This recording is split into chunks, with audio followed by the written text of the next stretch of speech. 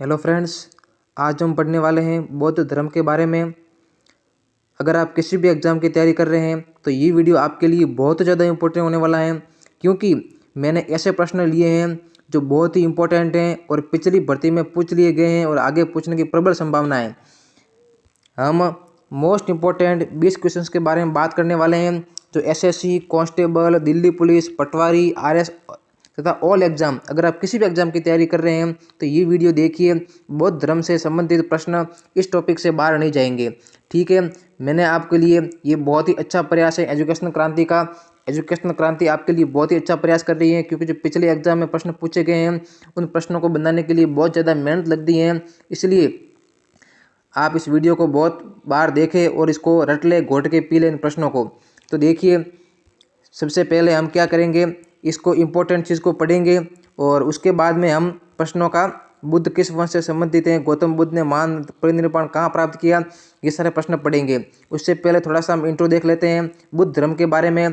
तो बौद्ध धर्म के संस्थापक महात्मा बुद्ध का जन्म 563 ईस्वी पूर्व में कपिल वस्तु के लुम्बिनी ग्राम में हुआ।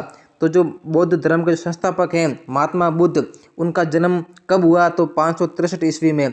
कहाँ हुआ तो लुम्बिनी ग्राम में हुआ। उनके पिता शाक्य कुल के राजा शुद्धोधन थे। उनके जो पिता थे, उनके पिता का नाम क्या था, शुद्धोधन। उनके पिता का नाम शुद्धोधन था, जो कि शाक्य कुल के संबंधित थे। जो महात्मा बुद्ध हैं, इनके बचपन का नाम सिद्धार्थ था। महात्मा बुद्ध के बचपन का नाम क्या था, सिद्धार्थ था। इन्हें एशिया का ज्योतिपुंज कहा जाता है। महात्मा बुद्ध हैं, उनको एशिया का क्या कहा जाता है, ज्योतिपुंज कहा जाता है, क्योंकि इन्होंने हर जगह ज्योति फैलाई। बुद्ध की ग्रह त्याग की घटना को बौद्ध धर्म में महाविनिष्क्रमण कहा गया है। जब भगवान बुद्ध ने ग्रह को त्याग दिया, उस ग्रह के त्याग को बौद्ध जो धर्म है उसमें महाविनिष्क्रमण कहा गया है। क्या कहा गया है, महाविनिष्क्रमण। क्रमण, निष्क्रमण का मतलब क्या होता है, एक स्थान से दूसरे स्थान में जाना, मतलब घर को त्याग देना। निष्क्रमण मतलब घर को त्याग देना, ठीक है। बुद्ध को ज्ञान बोध गया में प्राप्त हुआ। भगवान बुद्ध को जो ज्ञान था वो बोध गया में प्राप्त हुआ था। ज्ञान प्राप्ति के पश्चात भगवान बुद्ध ने अपना प्रथम उपदेश सारनाथ में दिया। कहाँ दिया, सारनाथ में, जिसे धर्म चक्र प्रवर्तन के नाम से जाना जाता है, जिसे कहा गया है धर्म चक्र प्रवर्तन, ठीक है। 483 ईसा पूर्व में 80 वर्ष की अवस्था में, 483 ईसा पूर्व में 80 वर्ष की अवस्था में महात्मा बुद्ध ने कुशीनगर में अपना शरीर त्याग दिया।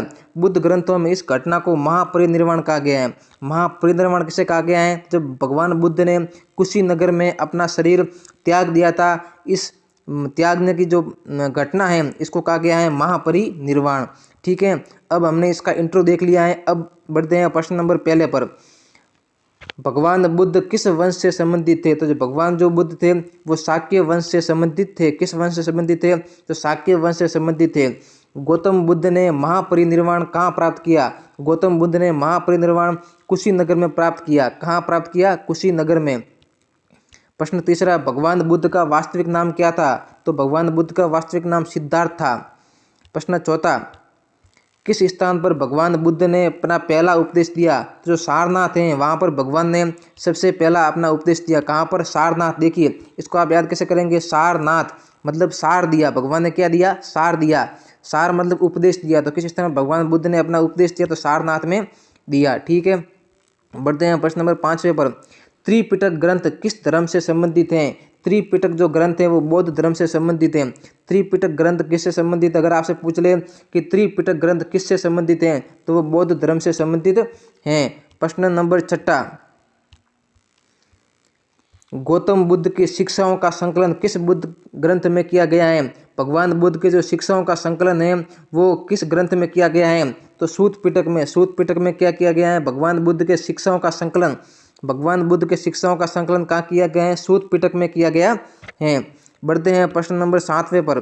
बुद्ध को बुद्धिमान एवं करुणा का सागर किस में वर्णित किया गया है। भगवान बुद्ध को बुद्धिमान एवं करुणा का सागर किस में कहा गया है, तो द लाइट ऑफ एशिया नाम की एक बुक है। द लाइट ऑफ एशिया नाम की एक बुक है, उसमें भगवान बुद्ध को बुद्धिमान एवं करुणा का सागर कहा गया है। बढ़ते हैं प्रश्न नंबर 8वें पर। महायान संप्रदाय का सर्वाधिक महत्वपूर्ण दार्शनिक ग्रंथ है। महायान संप्रदाय का सर्वाधिक दार्शनिक ग्रंथ है तो प्रज्ञा पारमिता, जो प्रज्ञा पारमिता जो ग्रंथ है वो महायान संप्रदाय का सर्वाधिक महत्वपूर्ण ग्रंथ है। अगर आपसे पूछ रहे कि महायान संप्रदाय का सबसे महत्वपूर्ण ग्रंथ कौन सा है तो प्रज्ञा पारमिता। कौन सा है? प्रज्ञा पारमिता। घोट के पी लीजिए इसको। इन प्रश्नों का पिछले भर्ती में पूछे गए सारे प्रश्न मोस्ट इंपोर्टेंट प्रश्न है। अष्टांगिक मार्ग किस धर्म दर्शन से संबंधित हैं? जो अष्टांगिक मार्ग हैं वो किस धर्म दर्शन से संबंधित हैं? तो बौद्ध धर्म से। जो अष्टांगिक, अगर आपसे पूछ ले कि अष्टांगिक मार्ग किस धर्म से संबंधित है, जैन धर्म, बौद्ध धर्म या फिर भागवत धर्म, तो आप क्या बोलोगे? बौद्ध धर्म। अष्टांगिक मार्ग बौद्ध धर्म से संबंधित है। प्रश्न नंबर 10वां, बौद्ध मत का सबसे प्राचीनतम स्तूप कौन सा है? जो बौद्ध मत है उसका सबसे प्राचीनतम स्तूप, अगर आपसे पूछ ले कि सबसे प्राचीनतम स्तूप कौन सा है तो कौन सा है? पिपरवा। पिपरवा जो है वो सबसे प्राचीनतम स्तूप हैं। सिर्फ 10 प्रश्न रहे हैं, पढ़ दे रही इन प्रश्नों को घोट के पी लीजिए। बुद्ध की 80 फुट की प्रतिमा जो बोध गया में है किसने निर्मित की थी? जो बुद्ध की जो 80 फुट की प्रतिमा जो बोध गया में है वो किसने निर्मित की थी? तो जापानियों द्वारा। जापानियों द्वारा बुद्ध की 80 फुट की प्रतिमा बोध गया में बनाई गई थी। किसके द्वारा? जापानियों के द्वारा। याद रखना, जापानियों के द्वारा। बढ़ते हैं प्रश्न नंबर 12वें पर। थेरी गाथा अंग है। थेरी गाथा सूत पिटक का। जो थेरी गाथा जो है, थेरी गाथा क्या है? एक अंग है, तो वो किसका है? अगर आपसे पूछ लगे तो थेरी गाथा अंग है वो किसका है? तो किसका है? सूत पिटक का। सूत पिटक का थेरी गाथा अंग है। प्रश्न नंबर 13वां, थेरी गाथा ग्रंथ किस धर्म से संबंधित है? तो जो थेरी गाथा ग्रंथ है वो बौद्ध धर्म से संबंधित है। थेरी गाथा ग्रंथ किससे संबंधित है? बौद्ध धर्म से संबंधित है। प्रश्न नंबर 14वां, 4 आर्य सत्य के अनुसार ऐसा नहीं है कि जो भगवान बुद्ध ने क्या किया था? 4 आर्य सत्य दिए थे। 4 आर्य सत्य दिए थे, उनके अनुसार क्या नहीं है? तो कि दुख, 4 आर्य सत्य में कहा गया है कि जो दुख है वो है ही नहीं। दुख नाम की कोई चीज़ नहीं। सारे 4 आर्य सत्य के अनुसार ऐसा नहीं है कि दुख है, मतलब दुख चीज़ नहीं है। 4 आर्य सत्य के अनुसार क्या है? दुख एक चीज, दुख नाम की कोई चीज़ नहीं है। प्रश्न नंबर 15वां, कौन सी शिक्षा बौद्ध सिद्धांतों में सम्मिलित नहीं है? कौन सी शिक्षा है जो बौद्ध सिद्धांतों में सम्मिलित नहीं है? तो जो पंच अणुव्रत जो है वो बौद्ध सिद्धांतों में सम्मिलित नहीं है। प्रश्न 16वां, भारत में पहले जिस मानव प्रतिमाओं को पूजा गया था वह थी? तो सबसे पहले भारत में किस प्रतिमाओं को पूजा गया था? तो बुद्ध की प्रतिमाओं को भारत में सर्वप्रथम पूजा गया था। प्रश्न नंबर 17वां, योगाचार्य दर्शन संप्रदाय संबंधित हैं। योगाचार्य दर्शन संप्रदाय ये एक संप्रदाय है। योगाचार्य दर्शन संप्रदाय तो वो किससे संबंधित है? तो वो महायान से संबंधित है। किससे संबंधित है? महायान से संबंधित है। प्रश्न नंबर 18वां, राजा